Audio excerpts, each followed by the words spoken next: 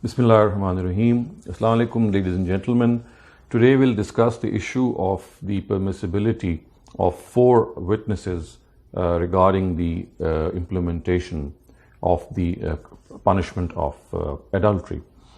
It is generally said, and by this I specifically refer to cases of rape, in which it is generally said that if a person has committed rape, then 4 eyewitnesses are needed to prove or register the crime, and less than that, the whole issue of rape or the crime of rape cannot be regarded to be validated. So in this regard, I would like to refer you to the critique and explanation of Ustaaz Javed Ahmad Ghamidi. He has actually discussed the relevant verses which are used. Some of the verses are used to adduce the fact that 4 witnesses are required. And he has shown in his translation and exegesis that as far as rape is concerned, or as far as, let me be more specific, that as far as the issue of 4 witnesses is concerned, it is discussed in the Quran on just 2 instances, and both of them do not relate to rape at all, and both relate to specific issues.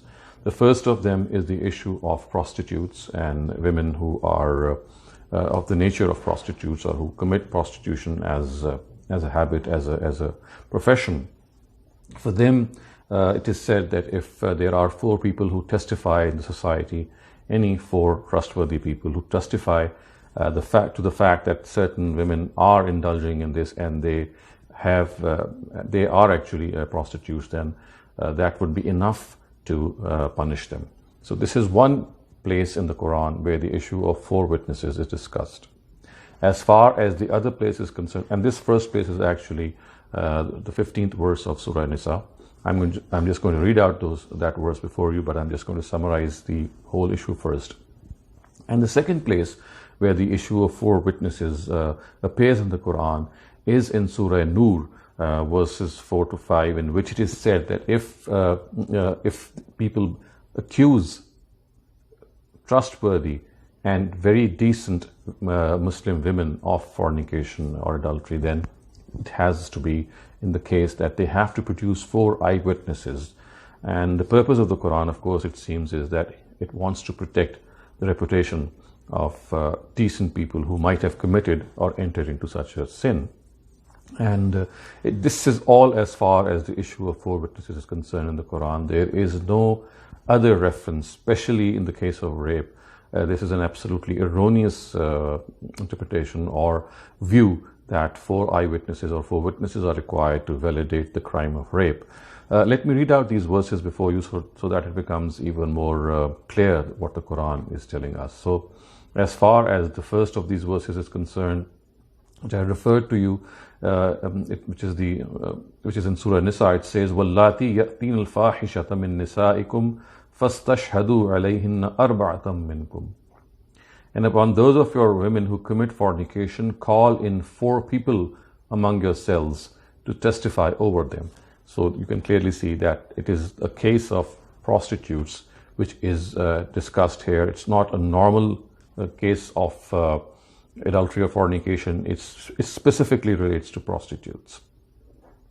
Though this is one place where the issue of 4 witnesses is concerned. And again, as I've just said, that here the actual implication is not that 4 eyewitnesses have to be produced. What is being said by the Quran is that just 4 people, 4 trustworthy people testify to the ill ways of such women.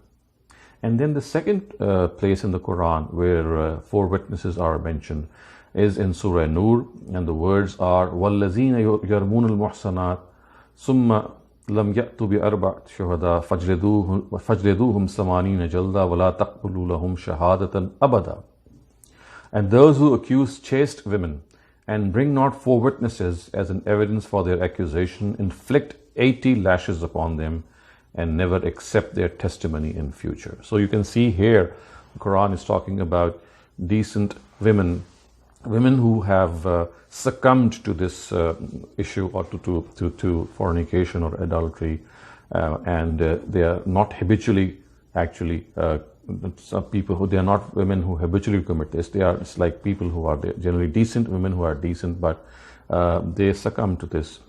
And here, in fact, the Quran wants that their reputation should be protected and the crime should not be made public. And this is how the Quran actually wants to deal with such one-off or couple of instances in which a person who has faltered is a very decent person. Of course, here what the words specifically say is that women who are so decent, as you can see, the words used are muhsanat. They are very, very decent women who might unfortunately indulge in this and succumb to this situation. So the Quran wants them to be protected, and it has made a very stiff standard to convict them, and that is 4 eyewitnesses. Less than that, nothing shall be accepted. Not even the report of a camera or anything else shall be accepted. 4 eyewitnesses have to be there, and as I said, the purpose is that this should become very difficult to prove, and the Quran actually wants to protect their reputation. These are only the 2 instances in which the issue of 4 witnesses is mentioned. Other than that, there is no mention of 4 witnesses in the case of rape, and of course, rape cannot be regarded analogous to either prostitution or to, for example, accusing chaste women of fornication. And you can see that the Prophet also is reported to have said at one place in the Muwatta Imam Malik, he has said that "Law satartahu biridayka lakana khayra." So while addressing an issue in which a very decent lady, a very chaste lady had succumbed to fornication, had indulged into fornication, had slipped in this regard, he has said, if you had hidden the crime of this person, it would have been better for you. So in such cases, the teaching is that we have to hide this crime if it has been committed. And for that very reason, the standard of 4 witnesses is a very stiff standard, it's a very tough standard, which can hardly be met. And that is all as far as the issue of 4 witnesses is concerned. As far as rape is concerned, it is a heinous crime, and for rape, the Quran has prescribed the punishments of fasad fil ard, which is mentioned in Surah Ma'idah, and verses which we have already talked about in some of the other talks that have been delivering, and it tells us that people who have done this heinous thing, they can be mercilessly killed, and of course there are other punishments as well for this particular crime. And other than that, we need to understand that as far as 4 witnesses are concerned, it has a very, very specific context and does not in any way relate to rape.